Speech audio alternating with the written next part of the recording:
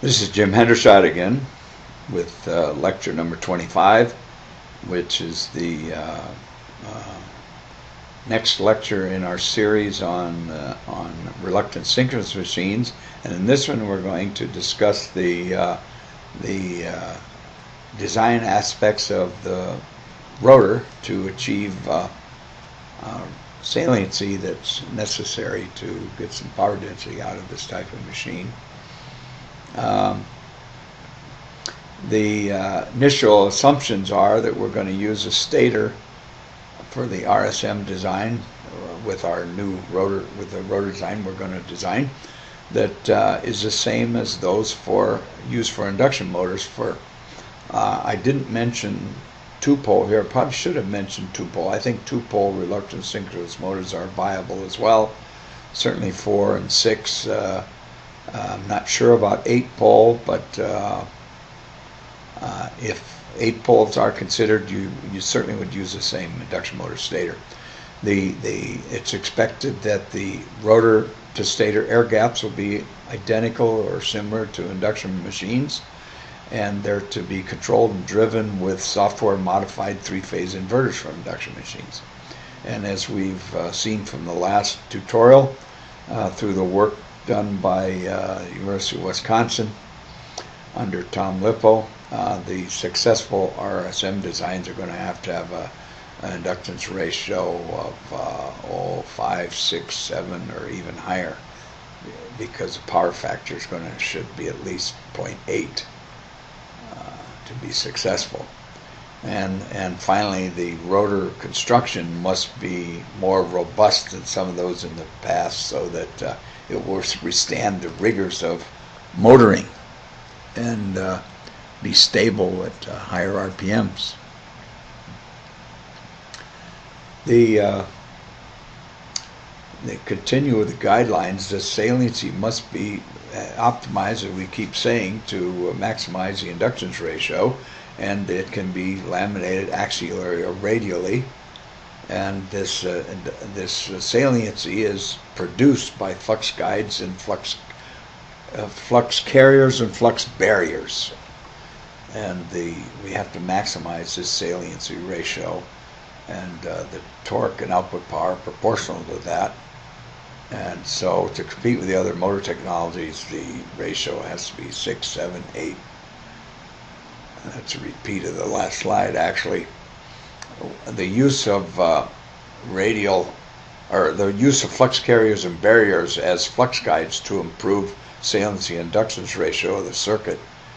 The transverse or radial lamination could make up the rotor soft iron pole sections for high inductance, and alternating or laminating the rotor iron pole sections involves axial lamination punched from the stator bore.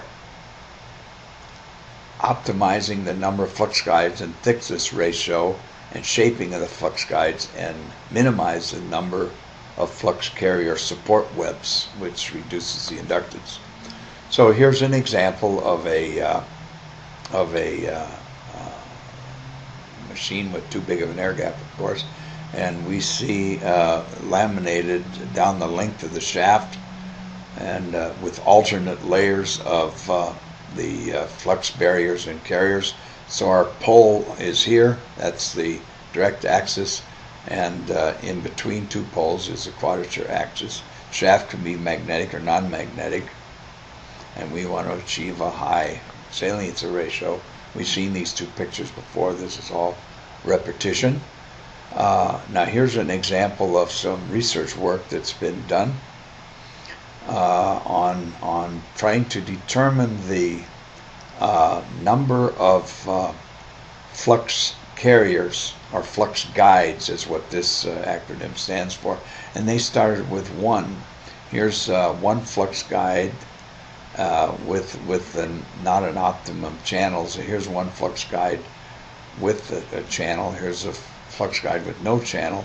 2 flux guides, 3 flux guides, 5 flux guides. You can see the 2 flux guide channel and the 3 flux guide channels per half a pole, and then here's 5 flux guide patterns, and channels. And what we see from this is the actual values of the measured inductance. I don't know if this is measured or simulated. I think it's simulated from these FEA plots.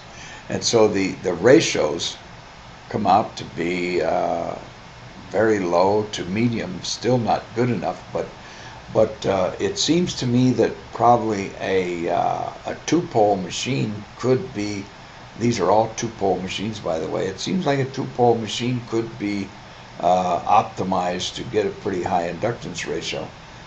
You see the flux is, here's the flux trying to go through the direct axis, and here's the flux trying to pass through the quadrature axis, and so I think a two-pole machine is a very good example to use to study this, to build your models up and to model them with FEA analysis to help you see and determine the number of barriers and carriers. There's been a lot of work done on that, but I think there's still more work to be done, because if you look at in the stator poles, stator teeth, not poles, you have a certain number of teeth, and so all the flux from those teeth has to get through the stator.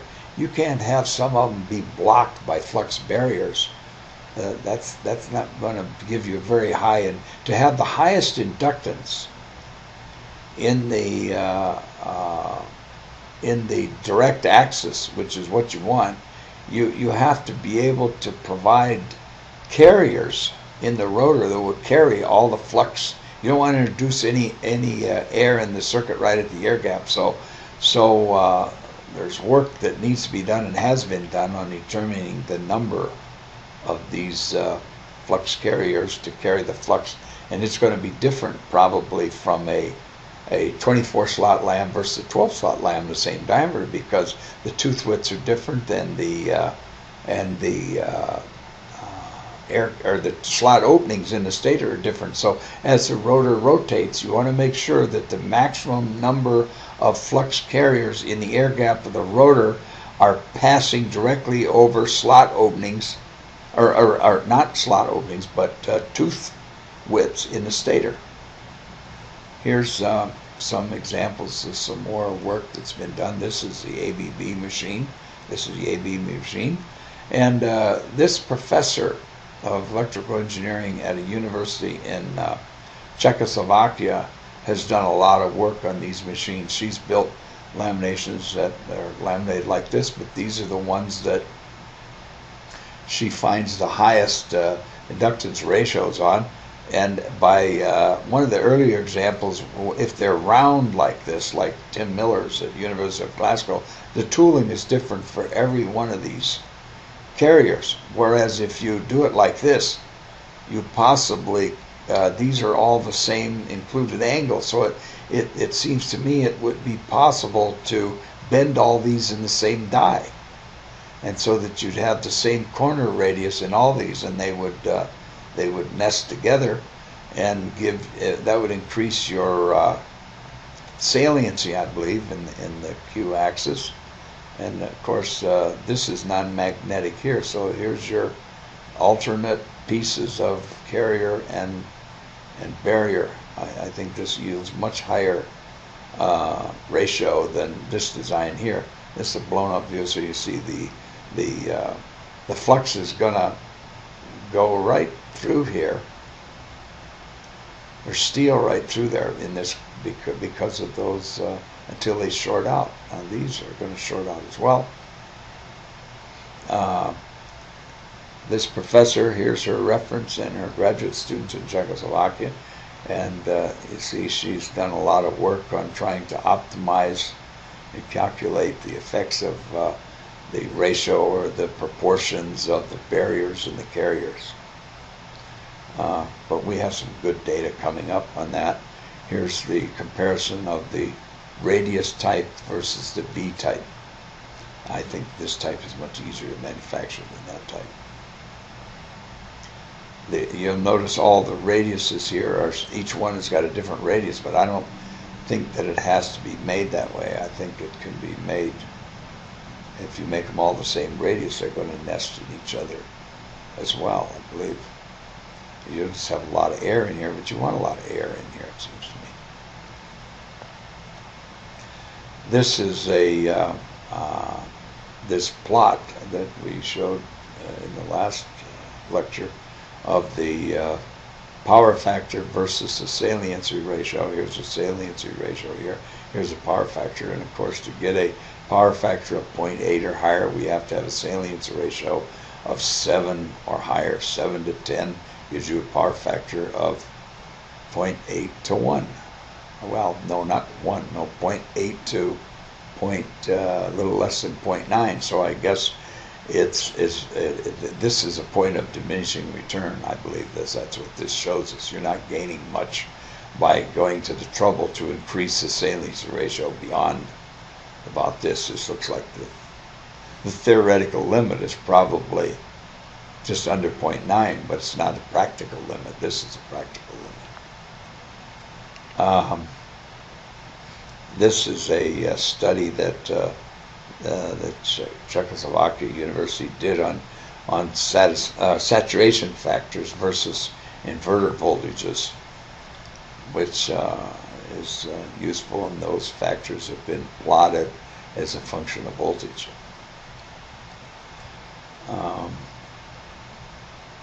This is a blow-up of a section, which is a introduction to the next sections of this that we want to talk about, that describes the work of the University of Wisconsin. University of Wisconsin has made this sketch showing the tooth width in the stator, and then the width, they call it W, is the width of the iron. Those are the flux carriers in the rotor. And the width of the insulators, those are the flux barriers in the rotor. And of course, there's normally shorting steel across these gaps, but there doesn't have to be, depending on how you make it. So what they've done is an awful lot of work to study this inductance ratio and what effect it has, how it's related, how the inductance ratio is related to the barrier, the flux barrier to the flux carrier ratio. So here's a term that where you divide the barrier thickness by the carrier thickness, but that is the sum of the thickness of the flux barriers and the sum of the thickness of the flux carriers. And the reason you have to sum them up is because you see, this is a carrier as well. The carriers are these. So there's 1, 2, 3, 4, 5 of them in this case. And there's only 1, 2, 3, 4, 1, 2, 3, 4, 5, 6 barriers. So this has to be considered a carrier too.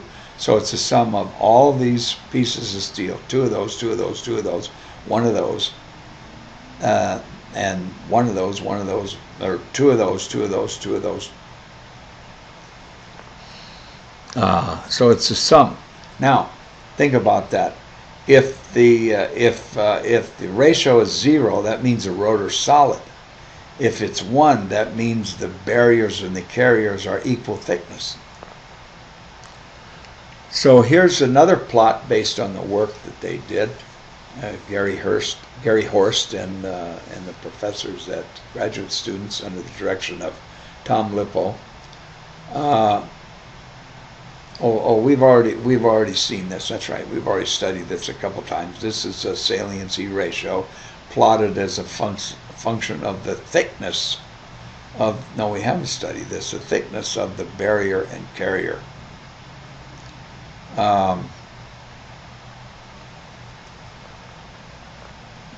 So it would seem that to achieve a inductance ratio or saliency ratio of 10, that's this point here, that the ratio of the carriers to the barriers should be 0.5. That says that the carrier is going to be twice as thick as the barrier. I believe that's what that says. So in doing that, in achieving that, you have to consider that you have to have enough thickness of the carriers to carry all the flux of the barriers. So if you take the number of teeth times this width, then it seems that that total distance per pole has to equal the width of the carriers times the number of them. Otherwise, you're not going to get all this flux in. It doesn't mean they all have to line up at all the time, but it's probably, if they don't line up all the time, then you're going to have some that don't line up. When they don't line up, what I'm trying to say is I don't think that the barriers should line up with the slot openings, because so then you'd have you'd have a ripple effect in the flux distribution as it rotates and tries to pass across the air gap from the stator to the rotor. So, but the main thing is the cross-sectional area, or the width of these, total width of these has to equal the width of the stator teeth. And then you shoot for a ratio. I mean, this is a big step forward. It saves us all a lot of work if we conclude from that that the flux carrier has to be twice as thick as the flux barrier. And there's some other studies that I've seen that show that the number of flux carriers, there's diminishing returns on that to have too many of them. So that's another area you could study. So that concludes this lecture with some guidelines on how to begin to design a rotor and what the proportions of the carriers and the barriers are.